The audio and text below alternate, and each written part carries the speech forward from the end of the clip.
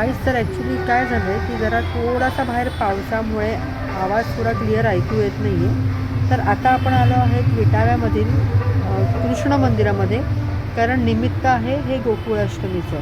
आज गोकुळाष्टमीची सकाळ आहे, त्यामुळे रहदारी ही सगळ्यांची चालू आहे. तर सर्वप्रथम आपण इकडे कृष्णा बाप्पाचं दर्शन घेतलेलं आहे. या गाईस मला पण मी पण दाखवतो. कृष्ण बाप्पाचं तर मी दर्शन घेतलेलं आहे. तर खूप अशी छान अशी तेजस्वी मूर्ती आहे ही. विटावा कोळीवाड्यातील सर्व ग्रामस्थ मंडळी एकत्र येऊन हा गोकुळाष्टमीचा सण वर्षानुवर्ष साजरा करत आहेत आणि येणाऱ्या नवीन पिढीनेही ही परंपरा अशीच चालू ठेवलेली आहे. तर चला आता आपण बघूया ही जी गोकुळाष्टमीची जी परंपरा आहे ती कशी साजरी केली जाते.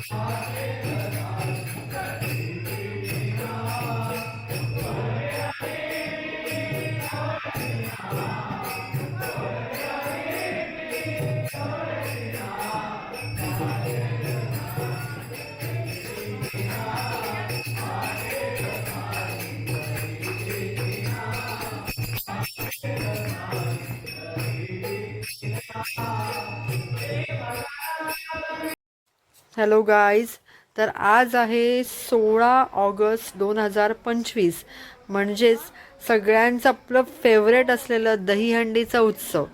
तर आता इथे आमच्या इथे जे आहेत विटाव्यातले जे मंडळं आहेत, त्या ज्या नवसाच्या हंड्या असतात त्या फोडण्याचा मान हा पहिले त्यांना मिळतो. तर आता आपण लगेचच बघूया दहीहंडीचा उत्सव. या हंडीमधलं सगळ्यात मुख्य आकर्षण म्हणजे यामध्ये मल्हारने सुद्धा हंडी फोडलेली आहे बरं का. तर चला आपण आता एन्जॉय करूया दहीहंडीचा उत्सव.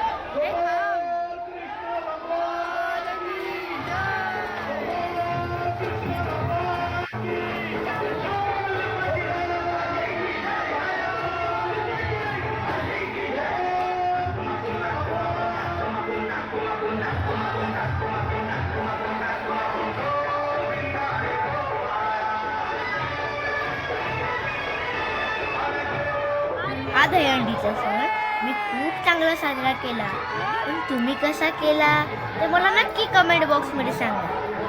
आणि या माझ्या चॅनलला लाईक शेअर सबस्क्राईब करा. मी ब्लॉगला पुढे आता